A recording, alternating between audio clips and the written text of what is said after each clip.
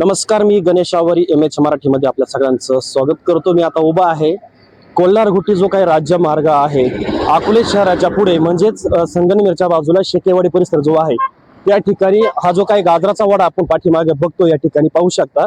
आणि हा मुख्य जो काही रस्ता या ठिकाणी तुम्ही पाहू शकता। आता हा सार्वजनिक बांधकाम विभागाचे जे काही अधिकारी आहेत त्यांनी या ठिकाणी येऊन हा खड्डा भरलेला आहे। परंतु पहिलं वास्तव तुम्हाला सांगतो, ह्या बाजूने जर तुम्ही पाहिलं तर गिनी गवताची ही जे काही चारा आहे उंच भाग आहे, आणि जर त्या बाजूला जर पाहिलं तर तिकडून देखील क्षेत्र आहे, ते देखील उंच भागावरती आहे। विशेष म्हणजे सांगायचं तात्पर्य एकच की हा जो काही इथं 1 ते 1.5 फुटाचा गोल हा खड्डा या ठिकाणी पडलेला होता। कॅमेरामनला माझी विनंती आहे थोडंसं या ठिकाणी जवळ यायचंय।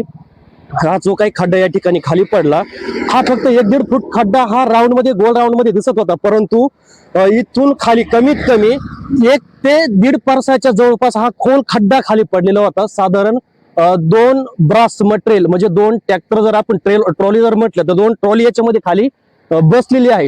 अधिकाऱ्यांशी फोनवरती चर्चा केल्यानंतर त्यांनी असं सांगितलं का कोणाची तरी एक पाईपलाईन या ठिकाणाहून गेलेली आहे, ती लिकेज असावी, त्याच्यामुळे त्याच्यातली जी काही माती आहे खालची ती परस्पर तिथून वाहून गेली। परंतु ह्या बाजूला माती कुठे निघाली नाही, वरच्या साईडला माती कुठे निघाली नाही, पाठीमागच्या साईडला नाही, आणि वरच्या कुठे कोणत्याच बाजूला ती माती निघाली नाही। परंतु या ठिकाणची एवढी मोठी माती ही गायब होती कशी, आणि एवढा मोठा खड्डा पडतो तरी कसा?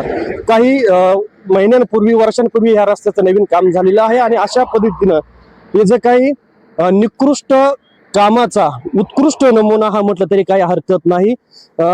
कोल्हार-घुटी हा राज्य मार्ग झाल्यानंतर ज्या दोन्ही साईडचे जे काही झाडं होते, वृक्ष होते, मोठमोठे वृक्ष देखील तोडण्यात आलेले आहेत। अनेकदा वारंवार याच्यावरती आवाज देखील उठवलेला आहे का वृक्ष जेवढे तोडले त्याच्या काही पट वृक्ष लावावं लागतात, मात्र अजूनही एकाही वृक्षाची लागवड झालेली नाही। आणि सध्या असे प्रताप या ठिकाणी आपल्याला पाहायला मिळतात। मोठे टक्केवारी मोठे हप्तेखोर या ठिकाणी झालेले आहेत, पण वारंवार या रस्त्यांना खड्डे पडत आहेत।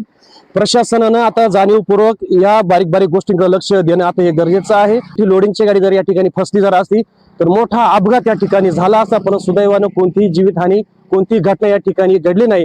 अजूनही वेळ गेलेली नाही या ठिकाणी हा मुरुम जो काही पडलेला आहे लवकरात लवकर चांगली डागडुजी करावी आणि हा रस्ता चांगला करावा, आणि ज्यांची चूक असेल त्यांच्यावरती कारवाई करावी अशी मागणी आता सर्वसामान्य प्रवाशांकडून केली जात आहे। प्रतिनिधी गणेश आवरी, MH मराठी, अकोले।